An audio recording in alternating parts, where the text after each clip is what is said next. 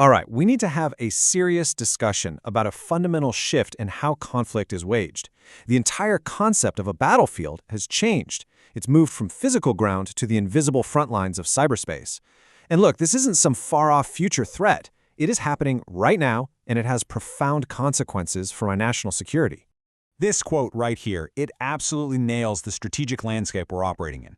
The attacks themselves might be digital, happening in code we can't see. But the damage to our economy, to our security, and to our standing in the world, that is undeniably real.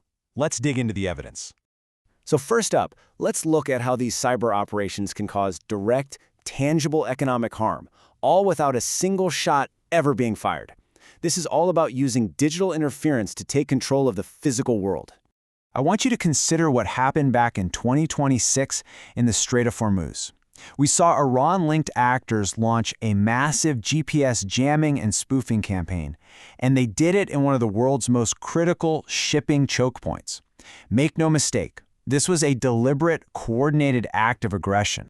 And the sheer scale of this thing was just staggering. We're talking about over 1,000 vessels, both commercial and military, being hit.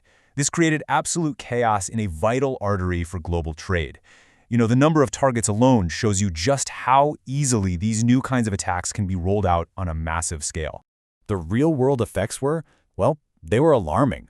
All of a sudden, navigational systems were showing ships located miles inland, just sitting in the middle of the desert. Others were being spoofed to show their location at highly sensitive military or industrial sites. This wasn't just some technical glitch. This was a direct threat to global supply chains and maritime security. And that perfectly illustrates the core strategy here. It's what we call geoeconomic disruption. It's the ability to project your nation's power and hold global commerce hostage, all while being able to claim it wasn't you. It's an incredibly powerful new tool for coercion. Now, the second vector of attack we saw is even more direct. It moves beyond economic targets and goes for psychological ones, targeting the actual individuals responsible for our national security. At the same time the Hormuz incident was unfolding, Iranian-affiliated hackers pulled off a successful breach of the personal email account of the sitting FBI director, Kash Patel. Think about that. It was an incredibly audacious move, going right for the highest levels of our security apparatus. So here's the crucial point. You have to understand the motive. Unlike traditional espionage, the goal wasn't just to steal secrets, not at all.